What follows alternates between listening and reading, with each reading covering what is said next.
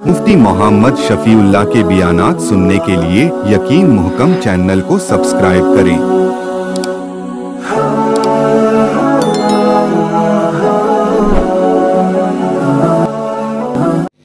नहमदुहु व नुसल्ली अला रसूलिहिल करीम, अम्मा बअदु फ़अऊज़ु बिल्लाहि मिनश शैतानिर रजीम, बिस्मिल्लाहिर रहमानिर रहीम।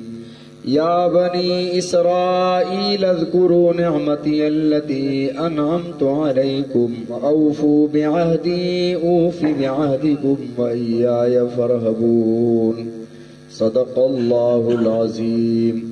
अल्लाहुम्मा सल्लि अला मुहम्मदिन व अला आलि मुहम्मद कमा सल्लैता अला इब्राहीम व अला आलि इब्राहीम इन्नका हमीदुम मजीद। अल्लाहुम्मा बारिक अला मुहम्मदिन व अला आलि मुहम्मद कमा बारकता अला इब्राहीम व अला आलि इब्राहीम इन्नका हमीदुम मजीद। साबिक़ा आयात में सबसे पहले अल्लाह रब्बुल इज़्ज़त ने जो खिताब फरमाया बनी नौए इंसानियत से, बनी आदम से खिताब फरमाया, या अय्युहन्नास उअ्बुदू रब्बकुम, ऐ लोगो अपने रब की इबादत करो। फिर उसके बाद खिताब हुआ फरिश्तों से, मैं खिताब की बात कर रहा हूँ, खिताब हुआ फरिश्तों से, व इज़ क़ाल रब्बुका लिल मलाइकति इन्नी जाइलुन फिल अर्ज़ि खलीफा। फिर ये खिताब हो रहा है तीसरी जगह पर बनी इसराइल से। बनी इसराइल कौन थे? हजरत इब्राहीम अलैहिस्सलाम को अल्लाह रब्बुल इज़्ज़त ने पैदा फरमाया इराक में। इराक जो मौजूदा बगदाद है, बगदाद से तकरीबन 70 मील के फासले पर एक शहर था बाबुल। बाबुल के शहर में कस्बा था, उसे उर कहा जाता था। वहाँ हजरत इब्राहीम अलैहिस्सलाम पैदा हुए। हजरत इब्राहीम अलैहिस्सलाम ने 2 निकाह फरमाए, एक निकाह हजरत हाजरा से, दूसरा हजरत सारा से। पहली बीवी हजरत सारा थी, हजरत सारा के बतन से हजरत इसहाक पैदा हुए और हजरत हाजरा के बतन से हजरत इस्माइल अलैहिस्सलाम पैदा हुए। हजरत इसहाक अलैहिस्सलाम को अल्लाह ने नबी बनाया, हजरत इस्माइल को भी नबी बनाया। हजरत इसहाक की औलाद में अल्लाह रब्बुल इज़्ज़त ने इनको 12 बेटे अता फरमाए थे। उनमें से एक बेटे का नाम ईस था, आइन या स्वाद ईस, और एक बेटे का नाम याकूब था। इसी बात को अल्लाह रब्बुल इज़्ज़त ने कुरान मजीद में इरशाद फरमाया, व मिन वराई इसहाक व याकूब, इब्राहीम को इसहाक अता फरमाया, इसहाक को याकूब अता फरमाया। तो याकूब अलैहिस्सलाम हजरत इसहाक के बेटे थे। फिर आगे हजरत याकूब अलैहिस्सलाम के अल्लाह रब्बुल इज़्ज़त ने 12 बेटे अता फरमाए। उनमें से एक हजरत यूसुफ अलैहिस्सलाम थे और एक बेटा यहूदा था, जिसकी वजह से ये यहूदी वजूद में आए। और आपके 12 कबीलों को इसना आशरा असबातन उमामा, अल्लाह ने फरमाया कि वो 12 कबीले थे, हजरत याकूब अलैहिस्सलाम के 12 बेटे थे। अजीब बात ये समझें कि दुनिया में हर मजहब दूसरे मजहब को कबूल करता है। कोई ईसाई मुसलमान बनना चाहे तो बन सकता है, कोई मुसलमान खुदा न खास्ता मजहब छोड़कर किसी दूसरे मजहब में जाना चाहे तो वो मजहब वाले कबूल करते हैं, हिंदू भी कबूल करते हैं। इसी तरह हर मजहब वाला दूसरे मजहब के बंदे को कबूल करता है, वो अपना मजहब छोड़कर अगर उसके मजहब में दाखिल होना चाहे। लेकिन यहूदी ऐसा मजहब है कि यहूदी बाहर से किसी मजहब को कबूल नहीं करता। यहूदी कहते हैं कि जो पैदाइशी तौर पर असली नस्ली तौर पर यहूदी है वही यहूदी बन सकता है, उसके अलावा यहूदियत में कोई दाखिल नहीं हो सकता। जिस तरह हमारे यहाँ कौमें हैं कि एक कौम का फर्द दूसरी कौम नहीं इख्तियार कर सकता, राणा राजपूत नहीं बन सकता, राजपूत रानी नहीं बन सकता। जो जिस कौम में पैदा हुआ वो उसी कौम में रहेगा। तो जो यहूदी पैदाइशी तौर पर नस्ली तौर पर यहूदा की औलाद से हैं वो कहते हैं ये यहूदी है सिर्फ। बाकी बाहर से कोई आकर कोई दूसरे मजहब वाला यहूदियत को इख्तियार करे तो वो यहूदी मजहब इसको कबूल नहीं करता। حضرت یعقوب علیہ السلام حضرت اسحاق علیہ السلام کے بیٹے ہیں، اور حضرت اسحاق کے بیٹے دو پیدا ہوئے جڑواں، ایک بیٹے کا نام تھا عیس اور دوسرے بیٹے کا نام تھا یعقوب۔ اور یہ جب جڑواں پیدا ہوئے، بڑا تھا عیس اور چھوٹے بیٹے تھے یعقوب۔ عبرانی زبان میں یعقوب کا معنی پیچھے آنے والا۔ حضرت یعقوب اپنی والدہ کو پیارے تھے اور عیس اپنے والد کو پیارے تھے، کیونکہ یہ جو پیار و محبت ہوتی ہے یہ اتفاقی ہوتی ہے، جس کے دل میں زیادہ محبت جس کی بھی ہو جائے، یہ اللہ کی طرف سے ہوتا ہے۔ بہرحال حضرت اسحاق علیہ السلام بڑھاپے کی عمر کو پہنچے تو انہوں نے اپنے بیٹے عیس سے کہا کہ میرے پاس آنا، جب میں عبادت کر رہا ہوں تو میں اللہ تعالیٰ سے آپ کے لیے دعا کروں گا۔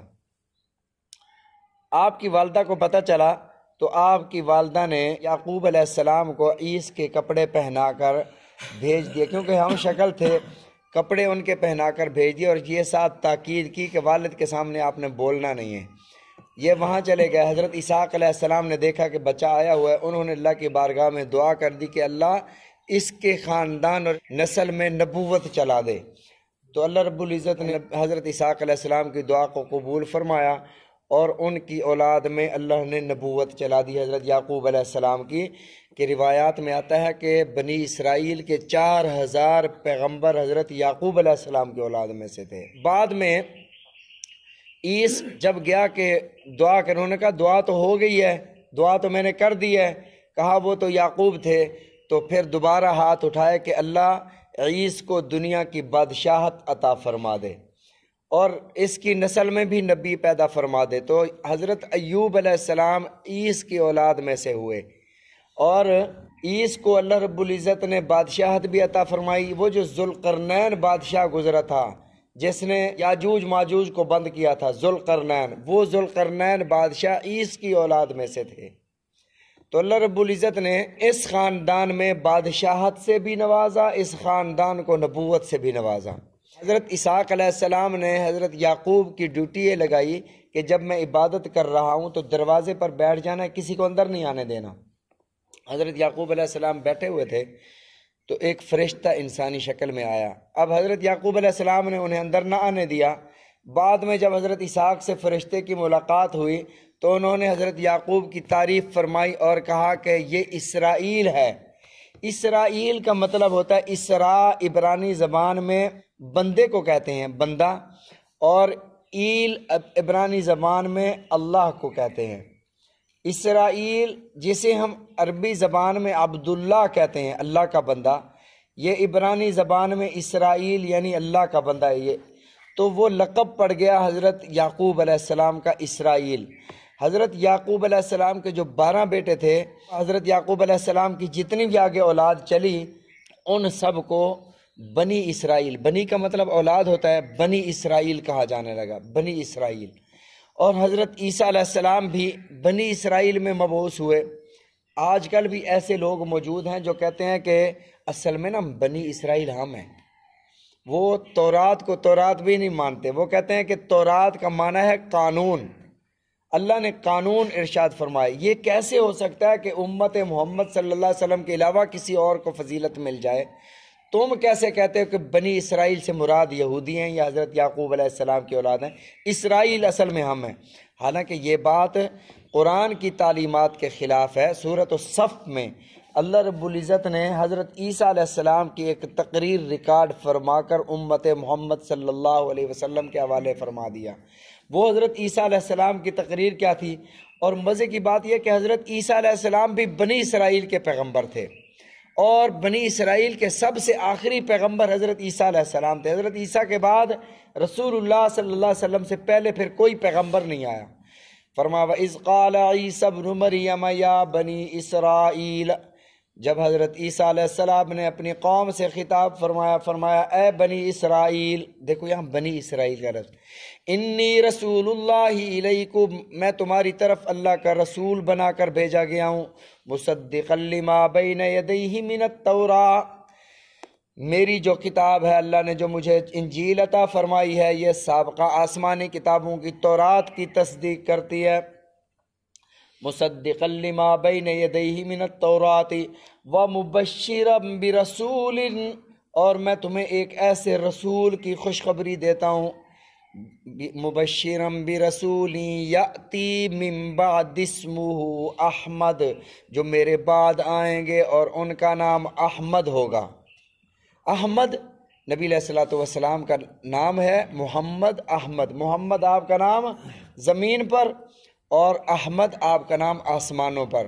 محمد کا معنی ساری کائنات مل کر جس کی تعریف کرے وہ محمد بنتا ہے، اور اس کائنات میں جنوں انسانوں فرشتوں سب سے زیادہ جو اللہ کی تعریف کرے اسے احمد کہا جاتا ہے۔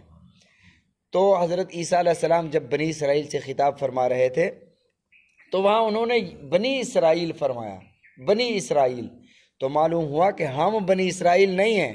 اللہ تعالی ہم سب کو سمجھنے کی توفیق عطا فرمائے، رسول اللہ صلی اللہ علیہ وسلم کے فرامین سمجھنے کی، عمل کرنے کی توفیق عطا فرمائے۔